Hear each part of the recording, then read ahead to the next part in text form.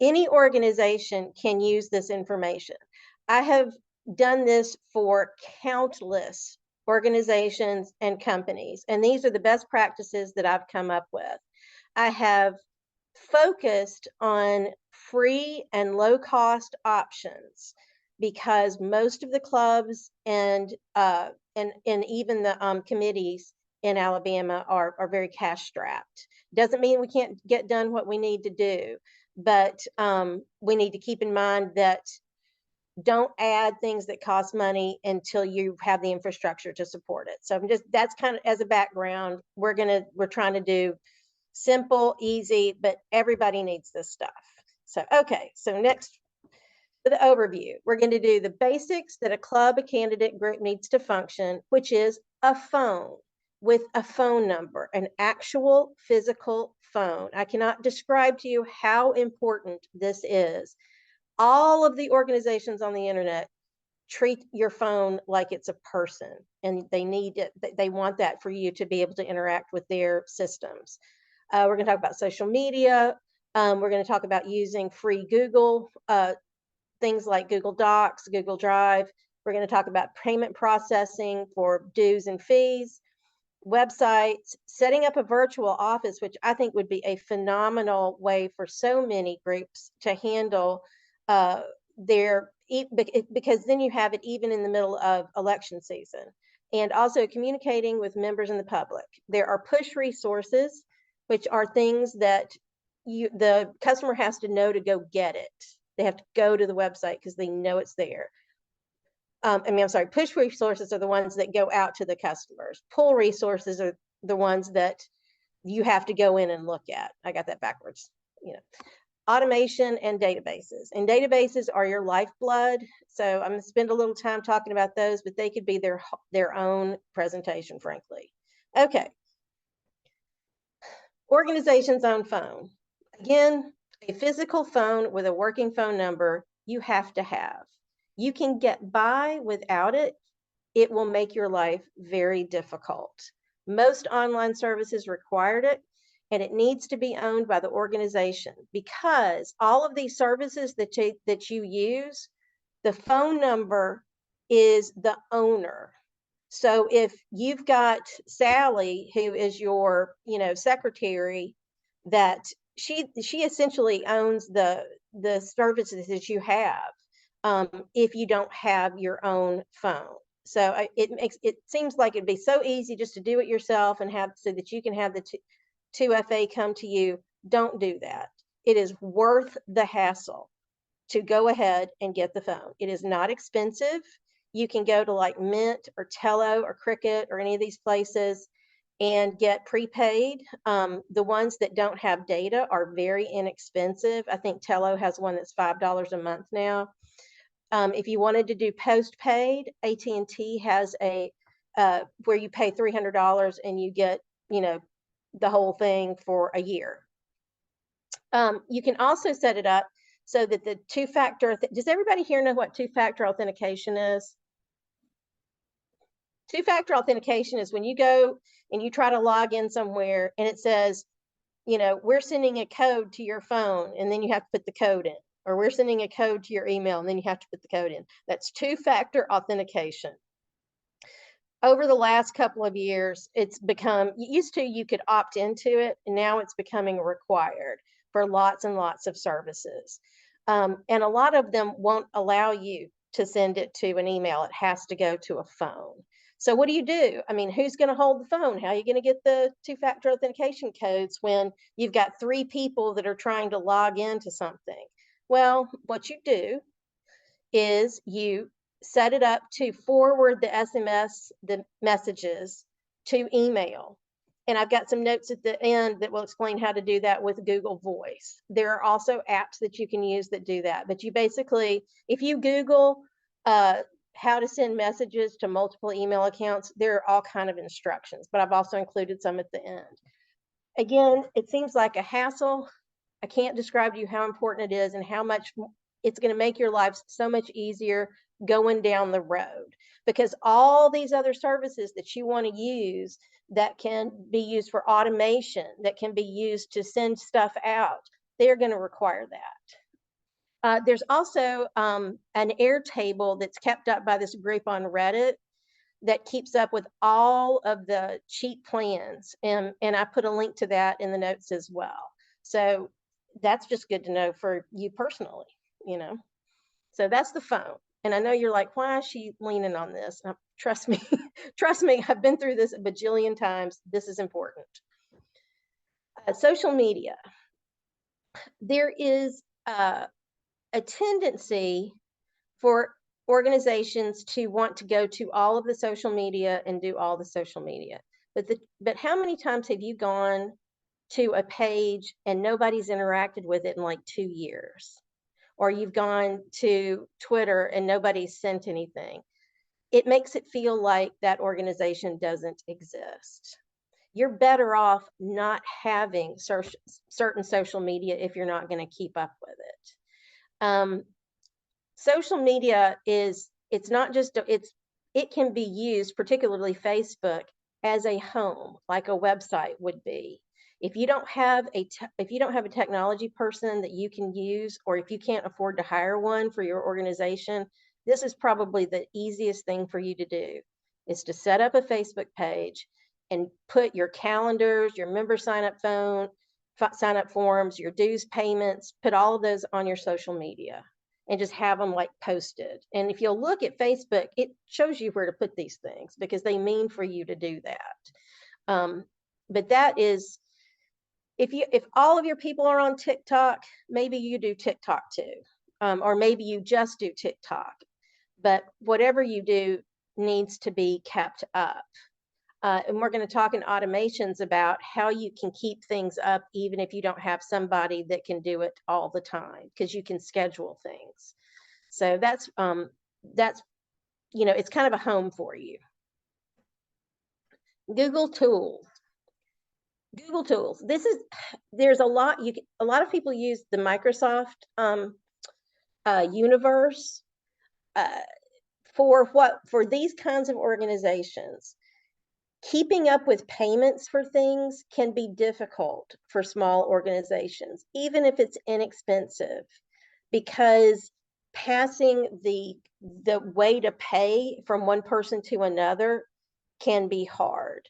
So if it's something that you're relying on, if you can set it up in such a way that you only have to pay for it like once a year or once every couple of years, or do something free, because otherwise you're going to lose it. I've just seen it happen a bajillion times. I like Google because you get the most services for the free stuff. So all organizations need a calendar. I cannot tell you how many times people don't go to things because they don't know they're happening. Now, it's not the only thing you need, but it's a basic. It's kind of like, you need to have a seat in the car. It's kind of basic. You could probably drive the car without a seat, but it'd be mighty uncomfortable. So have a calendar. Google Calendars can be inserted into websites. They can be inserted into emails. They can be inserted into your social media, into Facebook pages. You can have multiple people with different levels of permission. And this is important because you can have people that can set up an event on the Google Calendar. You can have them that they can only see it. You can have people that can only work on certain events. So you have some control over what goes into that calendar, but it doesn't have to be just one person. And that's important too. Single points of failure are a bad idea. Okay, document storage. And a lot of this stuff y'all already know, but I'm just saying these are best practices. Google Drive, it's great because it's free and you can manage the permissions. So you can manage it so that maybe the members can see things, but the officers can change things. Whatever you want to do, you can also give different permissions for the different documents that are on there. I use Google Sheets as a sort of an ad hoc database.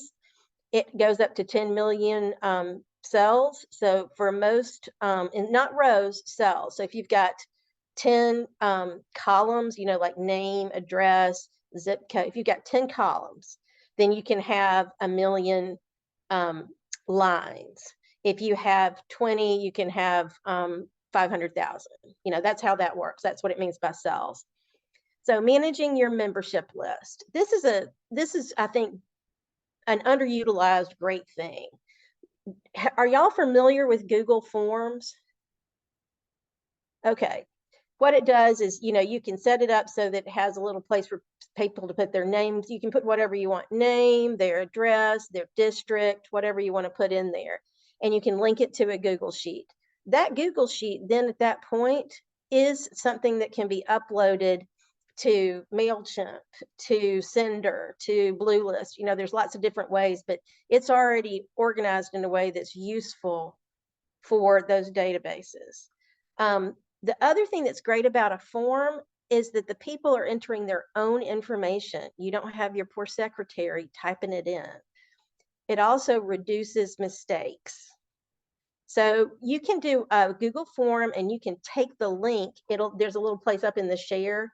I'm not going into a lot of the detail because you can Google Forms and how to set it up. I'm just making sure that y'all know this is what I would suggest doing. So you can take the link to the Google form and you can put it on your Facebook page. And so when people come in to become a member, you know, they just can put it in themselves. You can have multiple forms. You might have a form that is for logins for meeting or sign in for in-person meetings. You might have a form that's for volunteer lists. You can have multiple forms and multiple spreadsheets. And then let's say, so for example, for the volunteer list, you've got a form that's going out, hey, we're doing canvassing, and you've got a person in the group that is managing that volunteer. They can have the permission to then go see that list. So it works, you know, there's lots of services out there that you can use to manage that stuff. This is free. This is in one place. This is backed up. And you also have multiple permissions. That's why I like this stuff. Simple, simple, simple. So simple database, use Google Sheets. Dues and payment processing. And I'm going to kind of go through this and then we can talk some. Part of this is because a lot of this is dry. You do it one time and then you don't have to think about it again until something major changes. You know, like maybe you decide to do a website when you haven't had one before, but that's why I kind of set it up like this. If you don't have a bank account, you can still take dues and still pay for things, but the funds are only going to be in that service account. So if you use PayPal, they're only in PayPal, Venmo, Cash App. You can also do a prepaid card if you want to go use it someplace that you can't use one of those payment systems. It makes the accounting harder, but just because you don't have a bank account doesn't mean you can't function. And that's the main thing I wanted to get across right there. Having a bank account, on the other hand, is a basic, important thing that should be one of the first things that y'all do. With a bank account, there are, first of all, you can get a Square. Are y'all familiar with Square? Okay. I don't love Square. I'm just going to be straight. But for small organizations or for people that are not technical, it's pretty darn great. You order it. You do have to have a bank account, and you have to kind of set it up, and they'll email you some stuff and you email it back. But they will give you those little scanners that you see at the checkouts where you can just tap your card. They give those to you for free. But you don't have to have that to process a payment using Square. You can do it from any browser. So, you know, any phone, any laptop, any tablet. If you wanted to have a tablet set up at your meetings so that people could pay, you know, it makes it easy to do that. The most important thing that I think that this gives you is the ability to do recurring payments. I have been involved with Democratic groups for years and years and years, 20 years, and actually longer. I mean, my first phone calls were for Bill Clinton. Okay. I've been doing this. I've probably paid dues maybe 5 or 6 times because trying to be able to pay dues for these small organizations is difficult. Like a lot of times they just don't have a way for you to pay. Maybe you can send a check and then somebody has to deal with that. It's just hard. If you have something like Square, you can set it up and you can give people the option. And you can also set it up so that they get warnings, because if you don't want people to get blindsided by the fact that they're getting charged again. But most people want to support their clubs and they don't want to have to think about it again. Imagine if you're getting dues from, 80% of your membership. How transformative is that going to be for your club? It's going to be huge, just huge. I don't know anybody that's doing that right now, not a soul. And it's crippling our organizations. So you can set it up so that they get charged once a year, their $25 or $50 or whatever it is that y'all are charging for your club. It also makes it easy to charge for events, and it makes the accounting easy because they have all that really nice. Square also has, and I'm not getting any, I don't like Square, okay? But I've been through the ringer with just about every service out there. And for these types of organizations, it really is the easiest thing to do.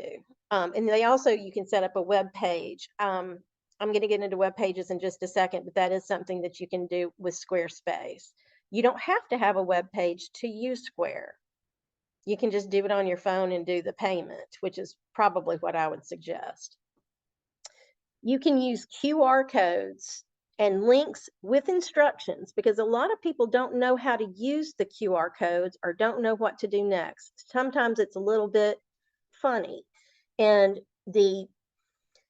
any sort of barrier that you put up to payment, you're going to lose, large percentages with every tiny. That's why all these companies try to make paying so easy, because it just, otherwise you have a lot of loss of customers at that point. So anytime you send out an email or a text or event info, probably need a link to paying dues or a link to donate with instructions every single time. It's easy to make it just part of your standard stuff that you put in everything. And why not? It doesn't cost you anything, doesn't take very long, and it's one more thing that you've done to make it easy. And that's the most important thing. I can't stress that enough. Make it easy to pay. It is going to be a pain in your bahonkus to go get a bank account and set this stuff up. It's going to take somebody a day or so. Now, it wouldn't take me that long, but somebody that hasn't done it before. But these companies are designed for people that have never done it before, and they have crap tons of support for new signups. So it's worth somebody in your club battling through that and getting it done. All the tech people will be like, what do you mean battling through it? It's super easy. But I've been the new person. I know how there's a lot of resistance when you're having to figure out something new. But just go to this, get your bank account, go to the Square, follow their instructions, and then you're done with that. And it will improve the ability for people to support your club, 1,000-fold. Website. Okay. Oh, Hanson, sorry. Can we take a quick break? Brian had a question, Okay. and I had another quick point about Square that our club ran into.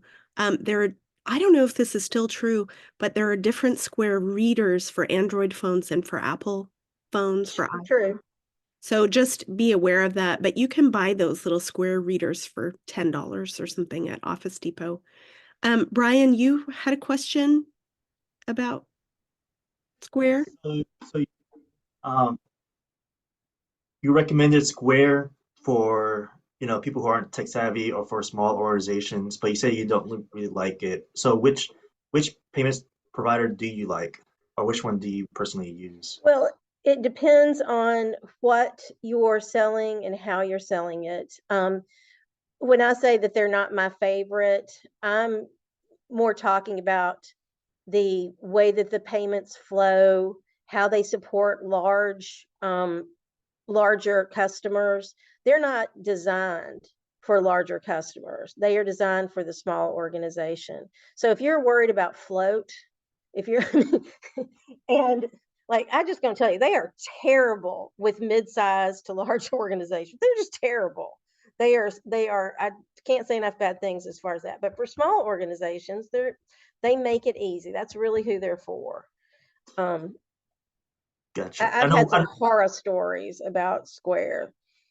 I had one too. So we did like a silent auction and we needed people to pay or they were donating, but we were getting a lot of payments, within a small amount of time. And then it just stopped working because, they thought that something wrong was happening. So, There's um, that. And they can also take your money and hold it for periods of time yes, for that's no happened apparent too. reason. And they do that to people that work with, uh, particularly that do eBay and things like that. It's just their stories abounds. But, don't, it's the best option. It is not perfect. There, anytime you're dealing with these large technology companies, they're jerks. And they do things in an automated way that might make your life hard at some point. And to be frank, when you run into that kind of stuff, just open another one. Go on. you know but they're the best option for now, but they do have some downsides. The lack of What customer service is one of them. what's the next one up, you think? um well, I really like authorized.net. I've used them for many, many years. They are owned by Visa. They're stable. They have better customer service. You can use them with WooCommerce and things like that if you have a WordPress website. But honestly, if you don't have somebody that's doing this full time, and I mean that it's either a volunteer with backup, like you need to have more than one person that can do this. You don't need to do it because there's so many things that can go wrong, and it's like your car. You have to go get your oil change. You have to, software is a moving item. It doesn't stay static. So if you don't have somebody that's keeping it in shape, it's going to stop working. So I think for most clubs, unless they've got the money to pay for a webmaster, they probably don't need to have a website. And I know that's shocking because everybody needs a website. It's so easy. I can go yeah, you can throw up a website. But how many websites have you gone to for Democratic clubs where you can't figure it? None of the links work. The Facebook link doesn't work. There hadn't been anything posted in 2 years. It makes us look like nobody's doing anything. I want all the dead stuff to stop because there is stuff going on. What I've seen is that we have stuff going on. We are doing a terrible job of communicating it across the board, across Alabama. So if you are a smaller organization and you're damned and determined to have a website, make it static. Do not try to update things all the time. That means maybe have a description of who you are, what you do, and then point them to your social media. And you keep your calendars, and anything that might change, you put on your social media, not on the website, because it's an opportunity for things to get stale real fast.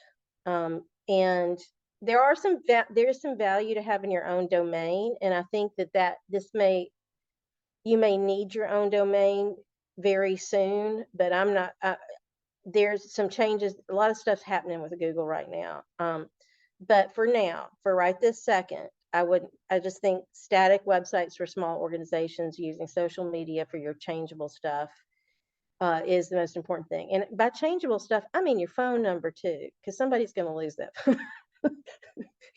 I'm just, I mean, make it really static. Make it pretty. Make it static. For custom websites, what you get from that is that you can do remarketing. And remarketing is where there's a little, how when you buy shoes or you go look at shoes, and then every website you go to for the next 2 days, those shoes pop up. That's from a little piece of code called a pixel that is stuck. It follows you around, and that's how the advertising follows you around. That's about to go through major upheaval.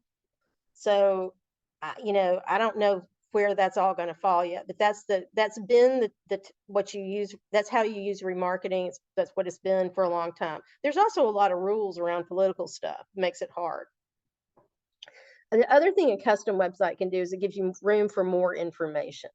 Like right now I'm working on adding some candidate resources and things like that on our website for the Jefferson County. But you can do the same thing with a document in Google Drive.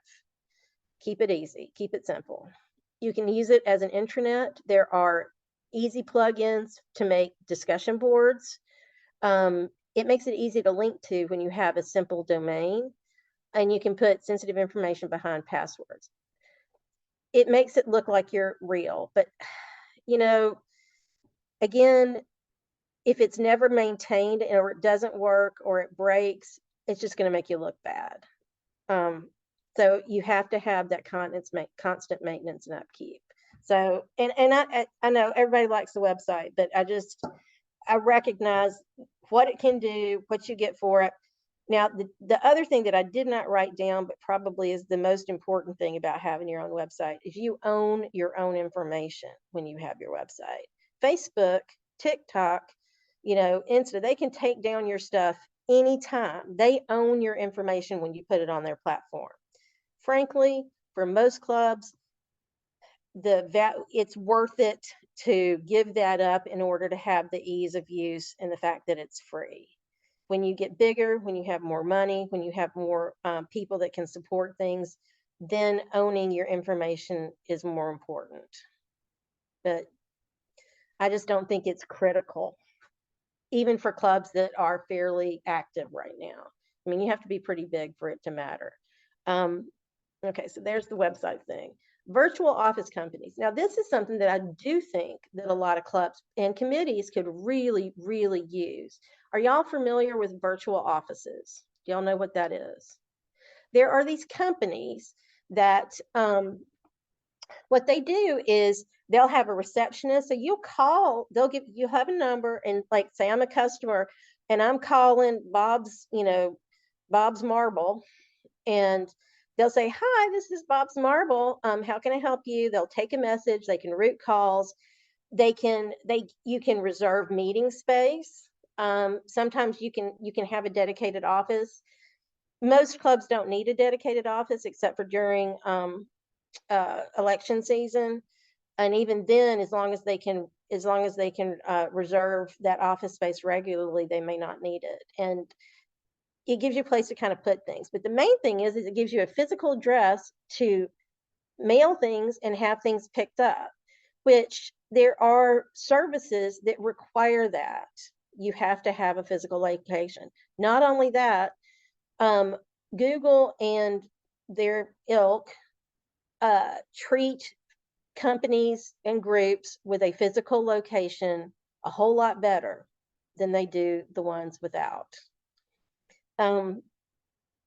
There are national companies, there are local companies. I would recommend using a local company if you can, for one reason.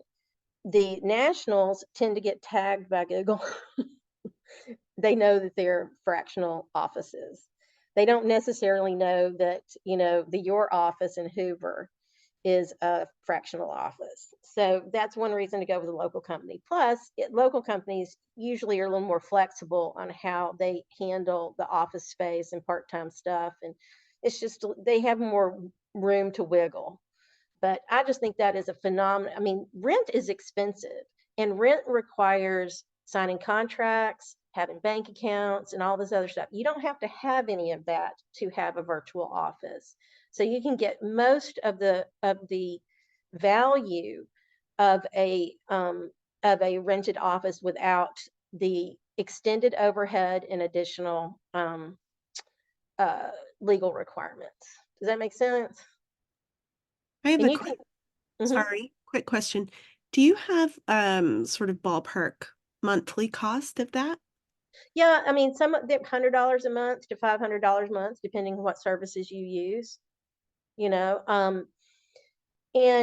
they're kind of you can pick and choose what part of the services you use.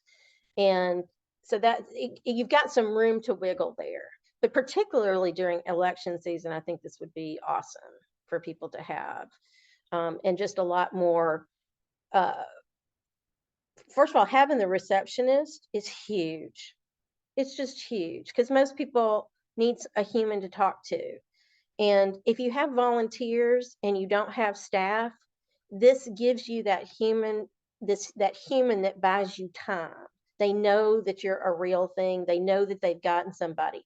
You know, when you send an email or a text and it takes somebody a week to get back to you, it makes it feel like they didn't respond. So there's some real value to having a receptionist. And you don't have to pay for a staff member, which is awesome. Permission, security, and transferring roles. This is where I see most organizations struggle, is they don't make a plan for how they're going to handle permissions. And there's a lot of distrust in almost every organization that the Democrats have in Alabama. And there's historical reasons for that. So rather than pretending like that distrust is not there, just make a plan. Say we're gonna transfer the passwords to the Google Docs to the secretary when they sign up. We're gonna transfer the the these spreadsheets that keep up with our bank stuff and the Square account to the treasurer. But I would recommend that you have at least 3 people that have access. We're not talking about huge amounts of money for most of these organizations, and we're not talking about a lot of super duper private stuff. And you're more likely to not be able to get into things than you are to have somebody quote unquote steal something. Does that make sense? Y'all think that's fair? But take the time to do it. And the organization needs to be the owner. When you sign up for something, it needs to be under that organization. It doesn't need to be an individual. That being said, when you get your phone and when you set up your Google account, it is a pain in the bahonkus to do it as an organization. And I know this is a little sketchy, but nobody's going to care. I just use a name like Bob Smith and then have the organization. And that's what I use for the quote unquote owner. I actually use the guy that's our president in Jefferson County for everything, but I'm not in love with that because he gets hit by a bus. We're in a little bit, it makes it a little bit harder for us to get into things if we lose control. But you can set up, and if you just spend a few minutes saying who's going to get to access to these pieces of information, spend the 20 minutes to figure that out and write it down. It will save you trouble in the future. Communication with members and the public. Budgeting for communication. I'm just going to say this and then I'm going to be still for a minute. Posting something on social media does not mean that you are communicating. It doesn't even mean that your followers are seeing it. It is 100% pay to play across the board now. That is just kind of the life cycle of these services, and we're at the end stage for most of them right now. Studies are showing right now that Facebook only shows your post to 2% of your followers without paid boosting. So when you put an event post on your Facebook page, unless somebody knows to go look at it, they never see it. And I can guarantee you that is just dramatically reducing the amount of people that you're having come to things. Participation. They don't know. It's not that people don't care. It's not that they're busy. I mean, that's true, but they just don't know about it most of the time. And I go to these meetings and I go to different club meetings, around, and the number one thing that I hear from members is, I don't know what's happening. I don't know how to find out. And they think that there's a cabal that's keeping them from being involved. Well, there may be in some areas, but for the most part, it's just that nobody has time to tell anybody what's going on. And so they put up a Facebook post and call it done. That does not work. So budget for communication. I would rather go have a bake sale and, make $1,500 so that you can do some boost throughout the year than, that's what you need to spend your time on. You have to be able to communicate with your customers, group members, whatever. Know where they are online. So if you are posting stuff, if you're got 15-year-olds and none of them ever come to Facebook, then maybe that's not the social media you need to focus on. One outlet is likely enough. If you're going across different age groups, you probably need more than one. But if you're a small group, you probably can't handle more than one. So it's just one of those things that you have to pick and be realistic about what you can keep up with. Consistency is more important than having it across the board. But just, I think the main thing is to know, if I'm putting that on this outlet, these people over here are not getting reached, so I'm going to have to find another way to reach them. Pull resources. The member has to know to go to the outlet to get the info. That's the website, that's your calendar, that's Facebook posts, that's any non-boosted post. Meetings and events also count as pull resources because they have to know to go to the meeting. And I see this as being the number one reason that we have lack of participation in Alabama. The reliance on these pull resources. People are not getting the message. They don't know what's happening. They don't know where the events are. The 12 people that organized it do, and nobody else does.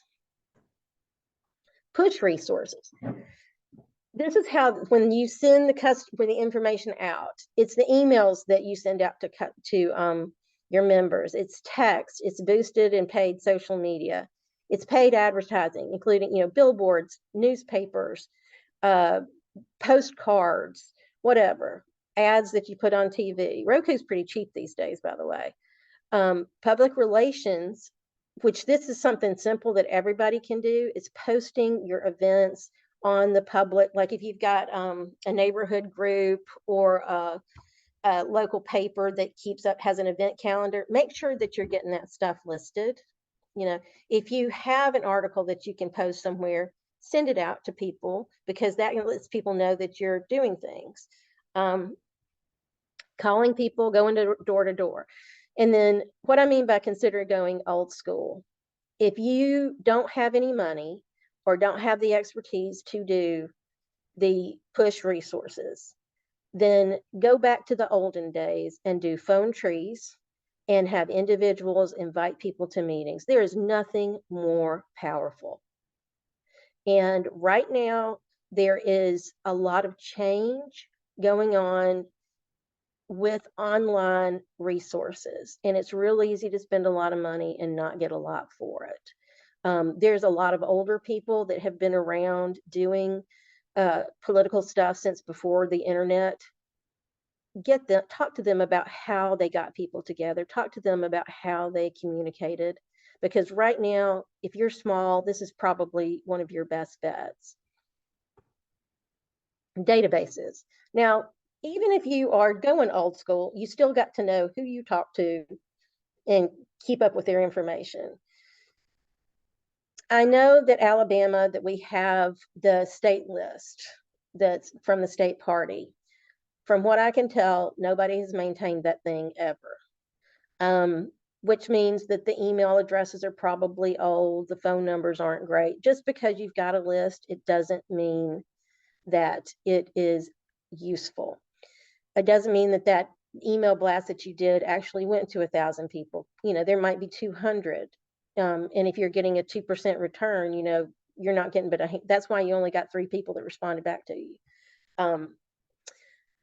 I've talked to a lot of people about this database, and the general gist is that the expectation is that the clubs and candidates will keep it updated, and we know that has not happened. So keep that in mind. when you are using those systems. We need to do whatever we can do to get our information good, but understand that we're starting essentially with what you get from your members. The proof is in how well it works. If you're sending stuff out and you're getting responses back, then your information is probably pretty good. The statistics about how often somebody responds to something, they're posted all the time. You can Google it. How many people respond to political emails? And you can get a target for your email blast. If it's 3% or 5%, it gives you something to know if what you're doing makes any sense or not. Build your list. Make sure that I know I'm watching it. People are coming into these meetings and nobody's writing down their information. It happens over and over in every group I go to all of the time. Make sure they sign in. Make sure you get their information. That's why having those Google Forms and having a way for them to do it, they can pull it. If you've got a Google Form, they can pull it up on their phone, which means they don't have to stand in line and do it. You can just show them, hey, go here, put it in there. Thank you so much. Purchase and borrows lists are just a place to start. If you see something if something gets bounced back, you need to take it off. You need to clean it up. Don't assume that none of these lists you buy, they're all garbage. They're all 100% garbage, all of them. And I've done this for years and years and years and years. I promise you, they're all garbage. You get them, they're a place to start, but you have to put the good information in as you get it, take the bad information out, as that becomes evident. And that's really just the basics. That's what you do. And that is the most important thing that you can do. That list is your asset, your membership list. If you can keep information on that list, like what district they're in, if they're willing to volunteer, if they want to canvas, if they like to do, if they're willing to do texting, things like that. That's enriching your list, adding an extra column on your spreadsheet that, hey, this person, is willing to do canvassing. That's enriching the list. Automation tools. There are things that you can do to make your life easier. Automated recurring billing through Square. That means that you can just send, that billing to the people that have paid before, and they can pay again. You don't have to think about it. Nobody has to keep up with it. It just happens. I cannot tell you how powerful that is. If you don't use Square, WooCommerce, and there's a lot of payment integrations that also have recurring payment. The main thing is you just Google automated recurring billing. Automated posting is a feature in Facebook. It's a feature in TikTok and all the other ones. Basically, there's a little section you can go to where you set up the post that you're going to have going. You have a date a time that they're going to go out, and then they just go out.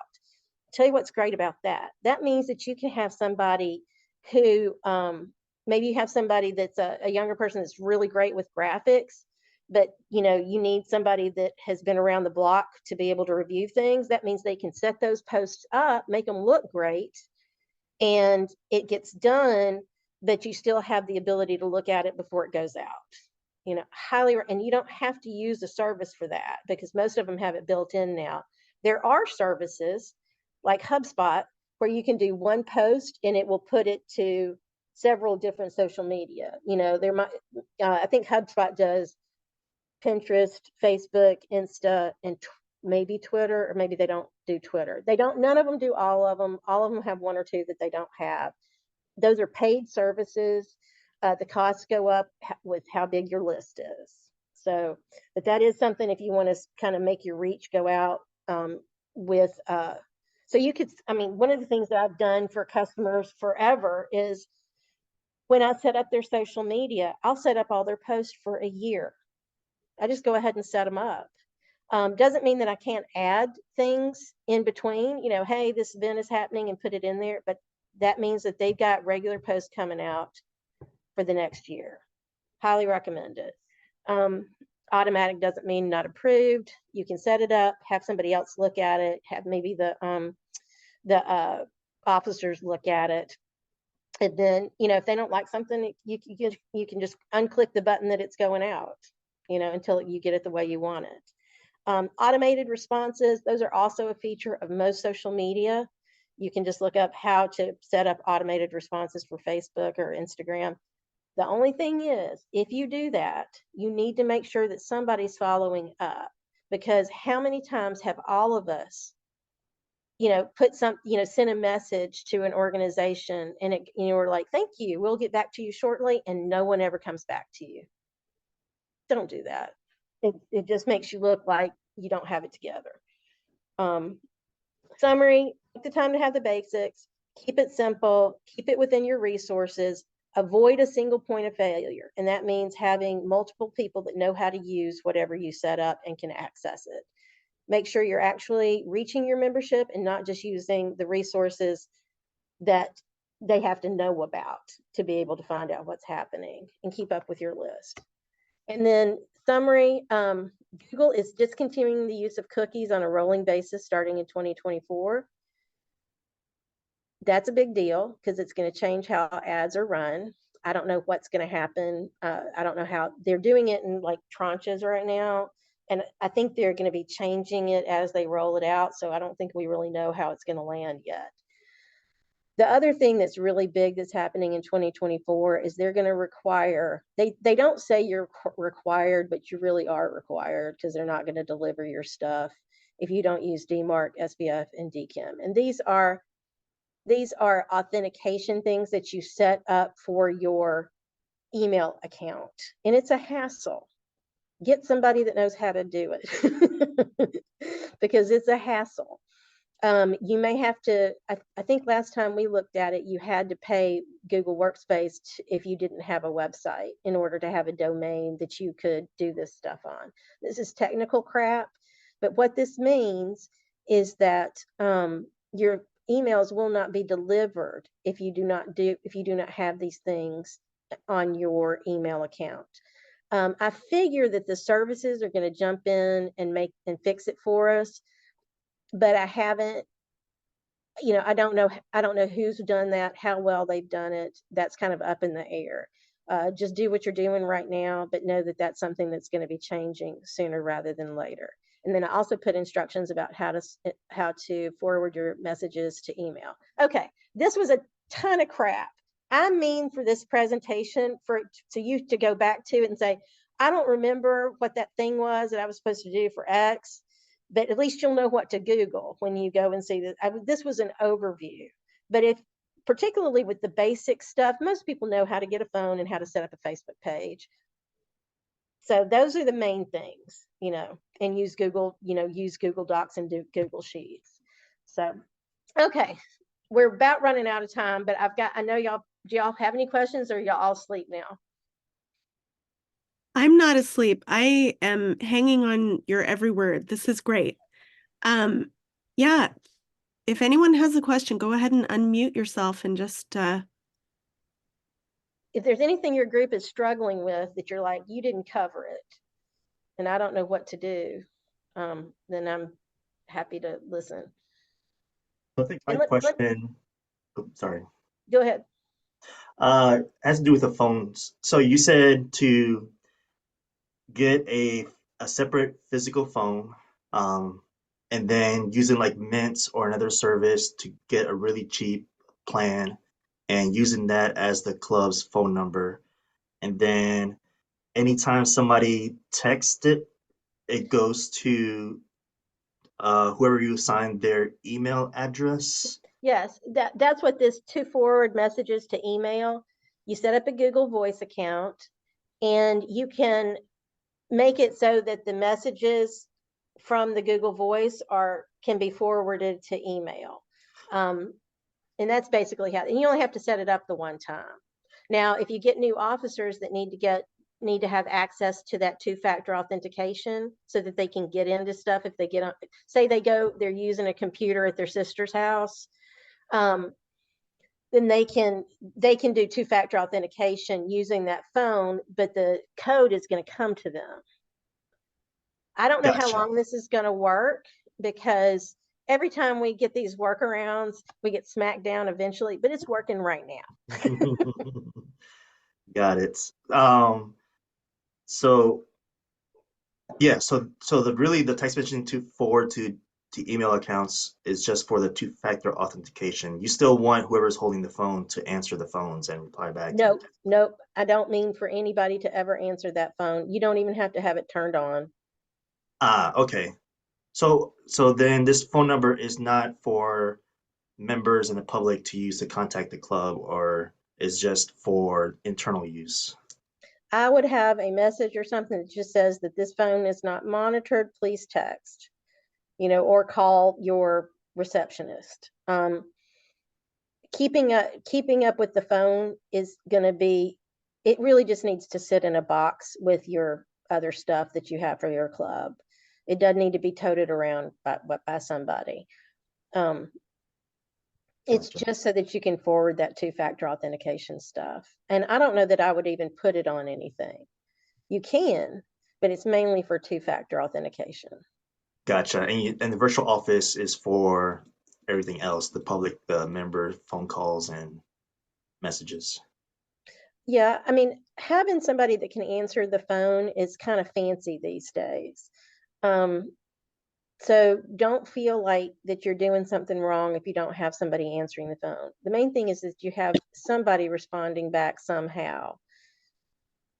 Got it. Okay, thank you.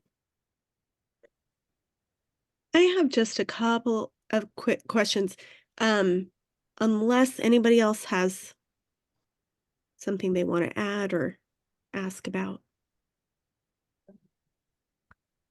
We're gonna wrap up in a few minutes here. So my first question, Hanson, is I think I'm sort of getting a picture here. So let's say somebody's coming to this and they're part of a club or a county executive committee that is having some issues and some confusion around communication. Would you have sort of some advice for that person, like step by step, 1, 2, 3? Here's the first Well, thing to do, second and third. that was the point why I had the flow of this presentation. Use it as a to-do list. Go Got the basics, that basics page, just right. not go through that and do that. Okay, that's great. The other question I wanted to ask the attendees, are there points, because that was so much information, and for some people, not me, are gonna maybe know a lot of this stuff already. For some of us, this might all be new. What would be some areas of what Hanson has talked about tonight that you as attendees would like to go more in depth on?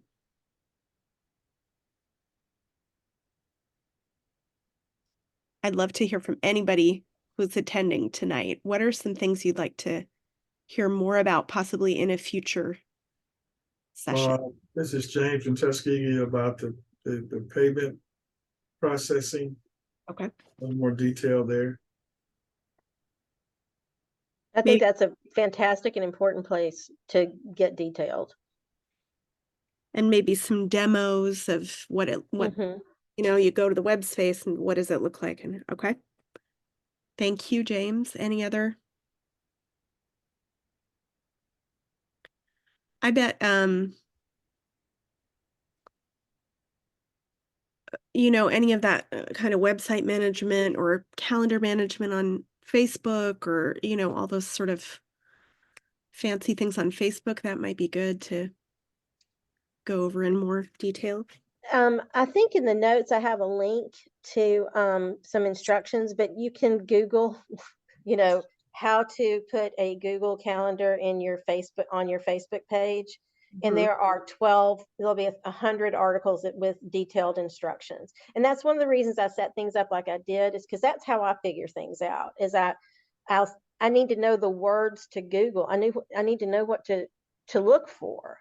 But you can usually find a video, all the stuff that I put in here, you can find a video. If we don't have the instructions for you, you can find a video or instructions easily. Even on YouTube. Yeah, tons of YouTube stuff. I mean, I just I just follow YouTube and just do it step by step along with them. Well, unless there are any more questions, I'm going to say thank you to Hanson. A little round of applause. That was a wonderful presentation. Thank you so much. And speaking of YouTube videos that are informative and helpful, this will be uploaded to UDCAL's YouTube channel. So anybody who's here, if you know people in your local organization who might want to check this out and get some of this information, you can share the link with them. And also, I'm available if now I'm happy to talk to people, but if you need somebody to just do it, I can do it. I'm not going to do it for free, but I can do it, or I can direct you to somebody who can. We're working on getting lists together because a lot of this stuff is stuff that you do one time. I know for me, I feel like database information or assistance and support, setting up a good spreadsheet for membership lists that is usable and easy to share. That's something I'm sure I would love to get some help with that at some point. I can do a whole thing on that. I mean, that's a big one. That's a really important one, and it's daunting. It's hard. Brian has dropped the YouTube channel link in the chat. So if you open up the chat, you can go there, and this will be up probably within a week. I will also send everyone here and everyone else who needs it this slide presentation. So you can have all of these resources. The whole point of this is for us to share what we know with anybody who wants it. And feel free to forward it to people. Yes. Thanks again to Hanson for sharing your expertise with us. This is fantastic. And when you and I were talking the other day, and you said this a couple of times in your presentation, it can be easy for us to get bogged down in this stuff and to get confused by it. And I feel like you really emphasize that the most important thing that we can do is to reach out and talk to people. And so we need our technology to facilitate that, make it easier. And so it's good to just stick to these basics. So I really appreciate that. Yeah, so please share your email in the chat if I don't have it already. So let's see. Where did it go? Okay, this is my personal email, but everything comes to here anyway. So